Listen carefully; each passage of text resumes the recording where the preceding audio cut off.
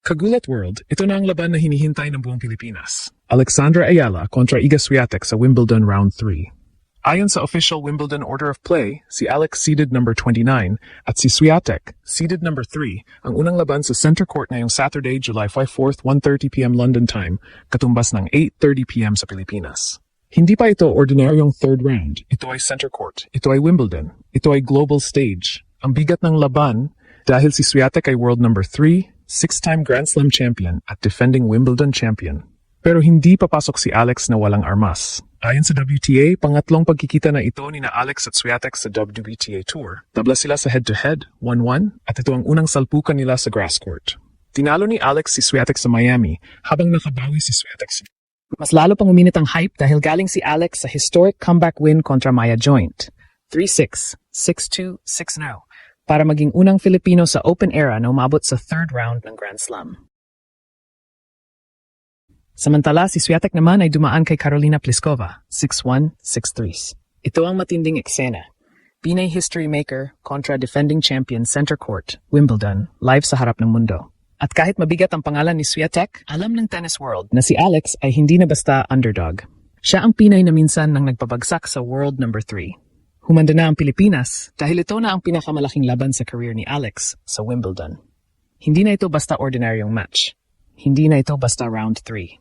Ito ay center court, ang pinaka-prestihiyosong entablado sa tennis. At doon mismo ilalaban ng Pinay Pride ang kanyang pangalan kontra kay Iga Swiatek, ang world number 3, six-time Grand Slam champion at defending Wimbledon champion.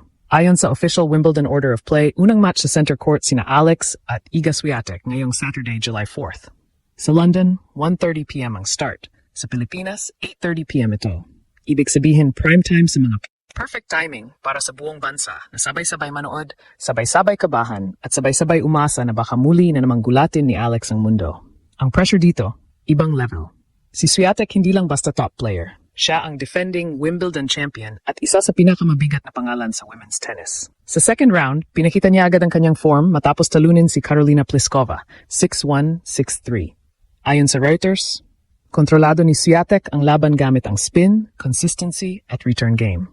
Ibig sabihin, hindi siya papasok sa laban kay Alex na malamig. Papasok siya na handa, sharp, at alam niyang may revenge factor dahil natalo na siya kay Alex noon. Pero dito nagiging exciting ang kwento. Hindi papasok si Alex bilang simpleng biktima. Hindi siya player na walang history kay Swiatek. Ayon sa WTA, tabla sila sa kanilang unang dalawang laban sa tour, 1-1. Sa Miami, ginulat ni Alex si Swiatek at nanalo. Sa Madrid nakabawi si Swiatek, ngayon Wimbledon naman.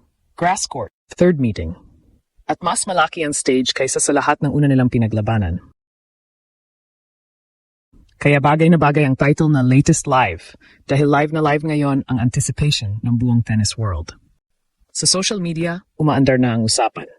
Tennis pages, Filipino fans, at international accounts pinag-uusapan ang matchup dahil hindi ito ordinaryong draw.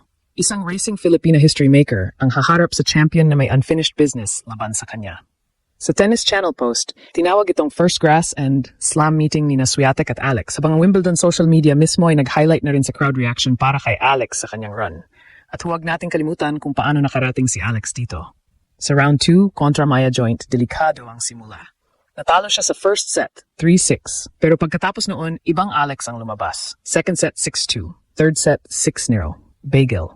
Total domination. Doon nakita ang maturity niya.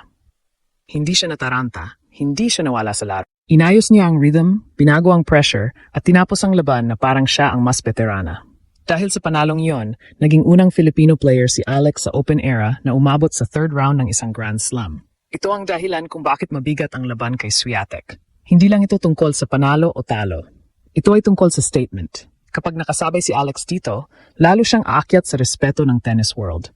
Kapag nanalo siya, ibang klase na ang pagsabog. Hindi lang third round story. Hindi lang Philippine history. Posible itong maging isa sa pinakamalaking Wimbledon upsets ng taon. Pero kailangan realistic din tayo. Si Swiatek ang paborito. Mas marami siyang experience. Mas marami siyang Grand Slam moments. Mas sanay siya sa pressure ng center court. Pero ang meron si Alex, momentum, lefty variety, confidence sa grass, at paniniwalang kaya niyang talunin kahit sino kapag tama ang takbo ng laro.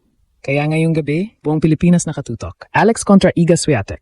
Pinay Princess kontra Wimbledon Queen. World number 3 laban sa history maker ng Pilipinas. At isang tanong lang ang bit-bit ng lahat. Kaya bang gulatin ni Alex ang mundo ulit? At dito na papasok ang pinakamabigat na parte ng laban. Hindi lang kailangang manalo ni Alex sa puntos. Kailangan niyang manalo sa pressure. Kasi ibang klase ang center court. Iba ang tunog ng crowd. Iba ang bigat ng bawat serve. Iba ang pakiramdam kapag kaharap mo ang defending Wimbledon champion at world number 3 na si Iga Swiatek. Ayon sa WTA, ito ang third meeting ni na Alex at Swiatek. Tabla sila sa head-to-head na 1-1 at ito ang unang beses na maghaharap sila sa grass court. Pero yan ang dahilan kung bakit hindi ordinaryong underdog story si Alex. May resibo na siya. Sa Miami, tinalo niya si Swiatek. Sa Madrid, nakabawi si Swiatek. Ngayon, Wimbledon ang tiebreaker ng kanilang rivalry. Parang trilogy fight. Parang third chapter ng isang kwento na hindi na kayang i-ignore ng tennis world. At sa pagkakataong ito, hindi lang hard court, hindi clay, kundi grass. Surface kung saan mas mabilis ang bola, mas mababa ang bounce, at mas mahalaga ang first strike. Para kay Swiatek, malinaw ang mission, ipakita na champion pa rin siya. Sa second round, tinalo niya si Karolina Pliskova, 6-1, 6-3. At ayon sa Reuters, sinabi rin niyang tricky ang game ni Alex, lalo na sa grass. Ibig sabihin, hindi niya minamaliit ang Pinay. Hindi ito laban na papasukin niya ng kampante.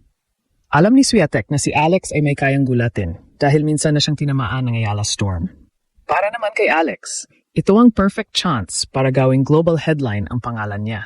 Galing siya sa panalo kontra Maya Joint, 3-6, 6-2, 6-0, isang comeback na hindi lang basta panalo kundi statement. Ayon sa WTA, ang panalong iyon ang nagdala kay Alex sa third round, habang si Swiatek naman ay galing sa dominant win kontra Pliskova.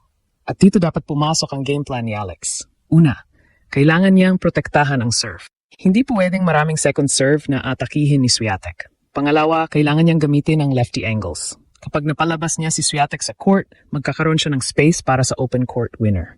Pangatlo, kailangan niyang maging matapang sa return games. Hindi pwedeng puro depensa. Kapag hinayaan niyang si Swiatek ang unang umatake sa bawat rally, mahirap. Pero kapag si Alex ang unang nagbago ng direksyon, unang nag-drop shot, unang nagpaiba ng tempo, doon pwedeng mabasag ang rhythm ng champion. Hindi natin kailangang lokohin ang sarili natin. Si Swiatek ang paborito.